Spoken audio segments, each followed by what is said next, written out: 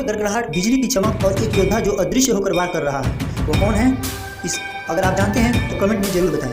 रामायण का वो एकलौता योद्धा जिसने न केवल देवताओं के राजा इंद्र को बंदी बनाया बल्कि स्वयं भगवान राम और लक्ष्मण को भी रणभूमि में मूर्छित कर दिया था।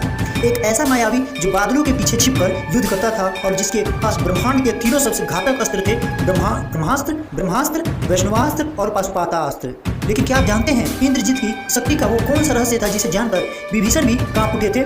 आज देखिए रामायण के सबसे महान सेनापति इंद्रजीत की अनसुनी दास्तान। जब रावण के घर इस बालक का जन्म हुआ तो उसके रोने की आवाज बादलों के गरजने जैसी थी, इसलिए इसका नाम रखा गया मेघनाथ। रावण ने अपने इस पुत्र के जन्म के समय सभी ग्रहों को उनकी उच्च राशि में रहने के लिए मजबूर किया था ताकि वह अजय बन सके। बचपन से ही मेघनाथ में वो शक्ति थी जो लंका के किसी और योद्धा में नहीं थी। एक बार जब रावण और स्वर्ग के राजा इंद्र के बीच भयंकर युद्ध हुआ तो रावण संकट में था। तब मेघनाथ ने अपनी मायावी शक्तियों का उपयोग किया और इंद्र को पराजित कर उन्हें बंदी बना लिया। स्वयं ब्रह्मा जी को धरती पर आना पड़ा और इंद्र को छुड़ाने के बदले मेघनाथ को इंद्रजीत की उपाधि दी। ब्रह्मा जी ने उसे एक वरदान भी दिया, निकुंभला यज्ञ। अगर यह यज्ञ सफल होता तो इंद्रजीत को कोई भी देव या दानव कभी नहीं मार पाता। राम रावण युद्ध में इंद्रजीत सबसे बड़ा खतरा बनकर उभरा। उसने अपनी माया से युद्ध भूमि में राम और लक्ष्मण को नागपाश में बांध दिया। हनुमान जी और पूरी वानर सेना बेबस थी। इतना ही नहीं, उसने अपनी माया से सीता का वध करने का नाटक किया था कि राम का मनोबल टूट जाए। इंद्रजीत केवल एक योद्धा नहीं बल्कि एक साइकोलॉजिकल वॉरियर था जो दुश्मन के दिमाग से खेलता था। इंद्रजीत का अंत केवल तभी संभव था जब कोई उसके निकुंभला यज्ञ में विघ्न डाले।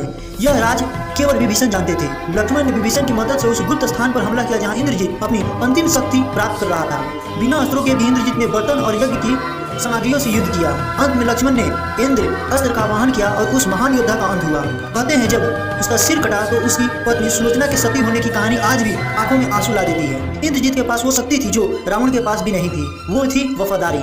उसने जानते हुए भी कि उसका पिता अधर्म की राह पर है, अपना पुत्र धर्म निभाया। इतिहास उसे एक विलेन की तरह देख सकता है, लेकिन योद्धाओं की दुनिया में इंद्रजीत जैसा कुशल धनुर्धर और मायावी दोबारा कभी पैदा नहीं हुआ। क्या आपको लगता है कि अगर इंद्रजीत का यज्ञ पूरा हो जाता तो राम रावण युद्ध का परिणाम कुछ और होता? कमेंट्स में अपनी राय जरूर दें और ऐसी कहानियों के लिए चैनल को सब्सक्राइब और पेज को फॉलो करना ना भूलें। मिलते हैं अगले नए वीडियो में, तब तक कमेंट बॉक्स में लिखने न भूलें। जय श्री राम।